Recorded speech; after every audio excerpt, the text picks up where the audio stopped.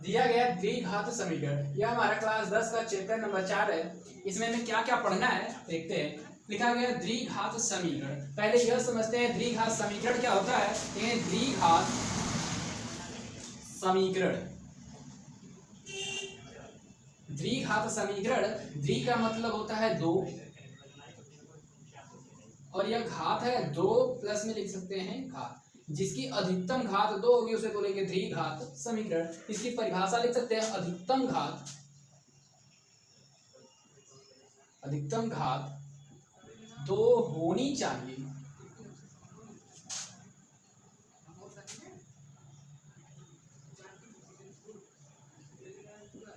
जैसे देखते हैं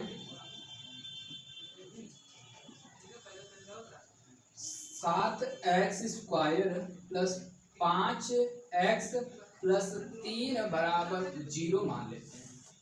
यह हमारे पास दिया गया है 7x² प्लस 5x प्लस 3 बराबर 0।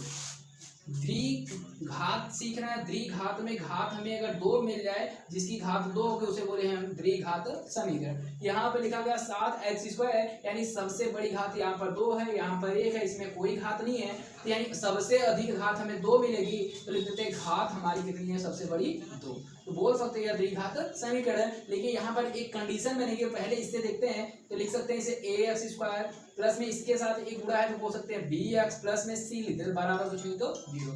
यहाँ पे लिख देते हैं a नॉट इक्वल टू 0। जहाँ पर अगर a का मान 0 हो गया तो यह ax² खत्म हो जाएगा, बचेगा bx प्लस c, इसलिए बोला गया a नॉट इक्वल टू 0। यानी a का मान जहाँ पर 0 नहीं होना चाहिए, अगर ऐसा कोई समीकरण बनता है तो बोलेंगे द्विघात समीकरण है।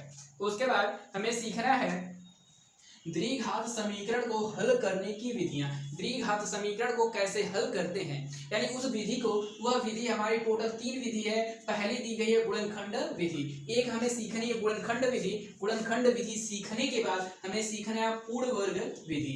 पूर्ण वर्ग विधि सीखने के बाद उसके बाद हमें सीखनी है द्विघात सूत्र, या बोलते हैं श्रीधराचार्य सूत्र। अगर यह तीनों विधि सीख ली है, पहला गुणनखंड विधि, दूसरी है पूर्ण वर्ग विधि, तीसरी द्विघात सूत्र या श्रीधराचार्य सूत्र, यह सभी सीखने के बाद हमें यह सीखना होगा कि द्विघात समीकरण के मूल की प्रकृति कैसे होती है, यानी द्विघात समीकरण किस प्रकृति की होते हैं। उदाहरण नंबर 2, जांच कीजिए कि निम्न द्विघात समीकरण है या नहीं। कुछ क्वेश्चन दिए गए, हमें यह चेक करना कि यह द्विघात समीकरण है या नहीं। सबसे पहला क्वेश्चन लिखा गया है x - 2 का होल स्क्वायर प्लस 1 बराबर 2x माइनस में 3। इस समीकरण को हमें यह चेक करके बताना है यह द्विघात समीकरण है या नहीं। आइए समझते हैं। लिखा गया x - 2 का होल स्क्वायर, दिया एक फार्मूले जैसा, तो लिखेंगे a - b का होल स्क्वायर बराबर a² plus b² minus 2ab।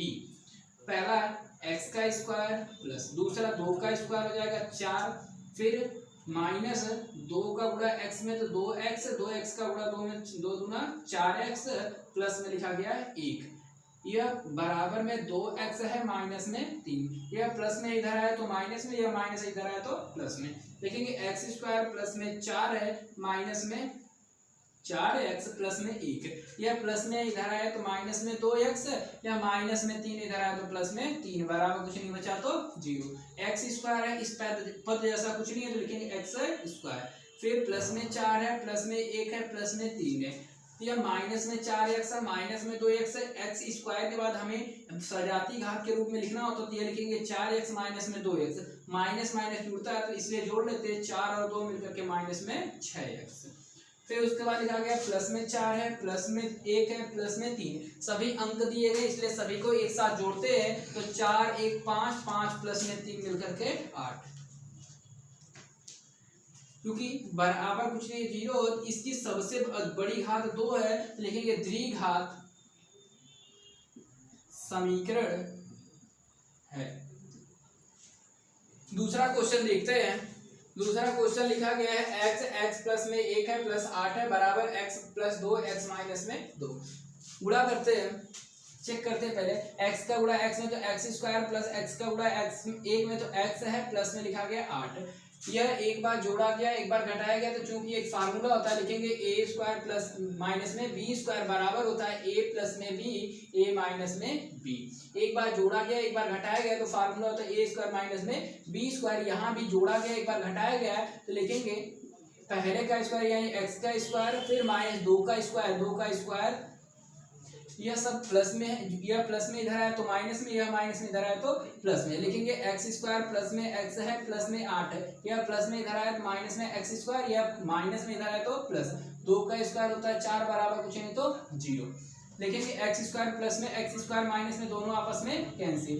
X बचा लिख देते हैं एक्स प्लस में 8 है प्लस में 4, 8 और 4 मिलकर के 12 बराबर कुछ नहीं दिया गया तो 0। इसकी अधिकतम घात 1 है 2 नहीं है, लेकिन इसलिए बोलेंगे तो द्विघात समीकरण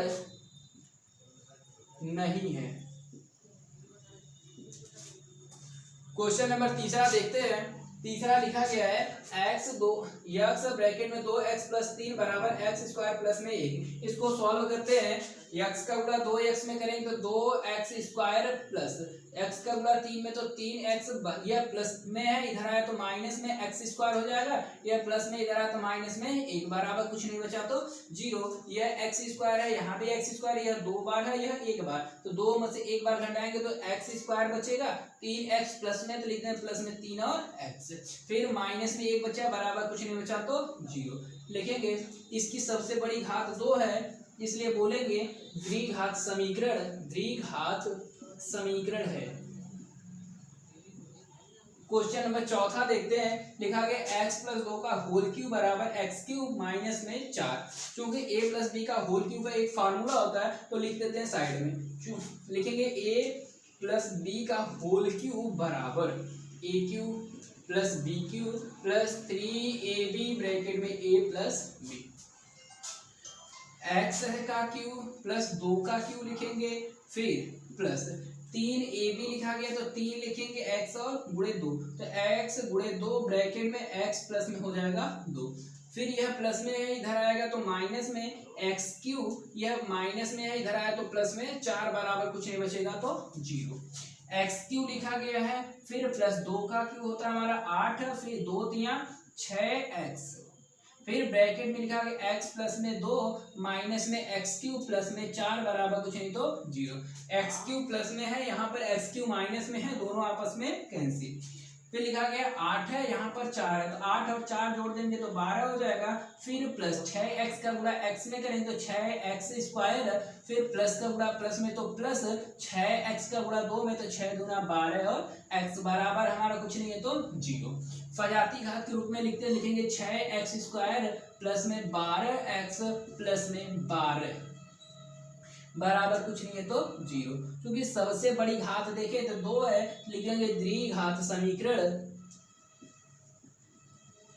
है। आप लोग देख करके स्क्रीनशॉट ले लीजिए।